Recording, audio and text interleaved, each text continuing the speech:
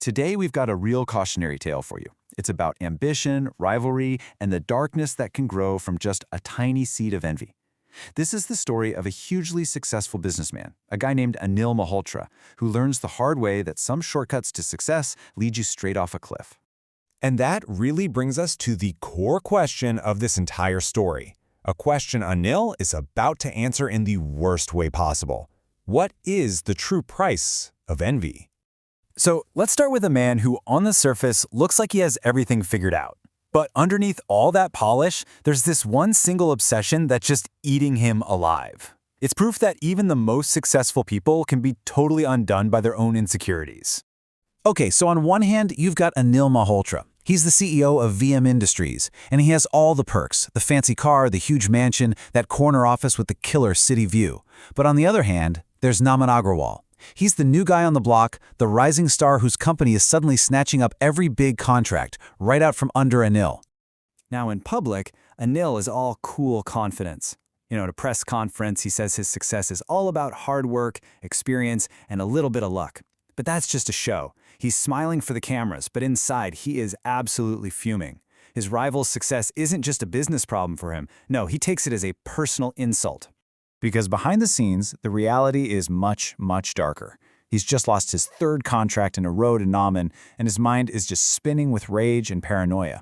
He can't accept that his rival might actually be better. Instead, he gets this idea in his head, that Naman must have cast an evil eye, a nazar, on his business. Some kind of malicious curse to make him fail.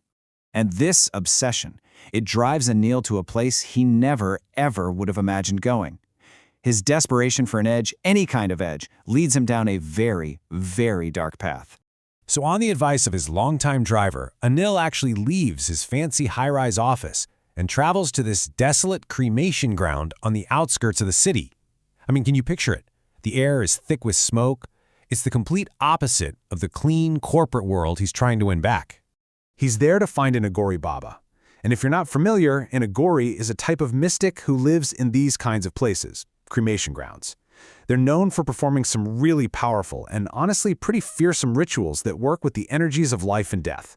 So yeah, this is not a small step. Anil is looking for some serious power. The Aghori sees right through him, instantly. Before Anil can even get his story out, the mystic just looks at him and says, "You don't want help, you want revenge." And right there, it's clear this isn't about saving his business anymore. This is about destroying his rival. The Aghori agrees to do the ritual, but he gives Anil one critical warning, a rule that basically becomes the centerpiece of this whole story. He tells him, if even a tiny bit of fear enters your mind, the magic will turn on you. The curse will reverse. So here's how the dark deal is sealed. A doll is made from cremation ash and graveyard soil. Naman's photo is stuck to it. The mystic explains that as long as this doll exists, Naman's fortune will just dry up. But the entire thing, the whole spell, depends on that one condition. Anil must not feel fear, not even a little. And at first, wow, it seems like Anil has made the deal of a lifetime. The magic works with terrifying speed, and his envy is finally getting what it wants. The effect is immediate. In the very first week, Naman's projects just start falling apart. A couple weeks later, his car gets into an accident. And by the fifth week, just as Naman's world is crumbling, Anil lands a massive new contract. His own fortune starts to soar. Anil is just ecstatic, totally consumed by his own power. He thinks he's the master of his own destiny now, that this one night in a graveyard has put the entire world at his feet. His arrogance is off the charts, and he is completely blind to the real price of what he's done. But you know how these stories go, right? When you dig a grave for someone else, you better be careful you don't fall in yourself. The power Anil is playing with, well, it's about to turn around and look right back at him. And then, things start to get weird. One night, Anil swears he sees the clay doll move by itself.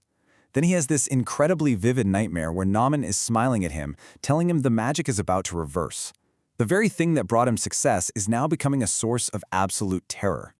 He jolts awake from the nightmare, just drenched in sweat, his heart pounding out of his chest, and in that one moment, he completely forgets the Aghori's single critical rule. For the first time since he made that dark deal, Anil Malhotra feels true, undeniable fear. And that's all it took. That same night, at exactly 2:47 a.m., the lights in his office start to flicker.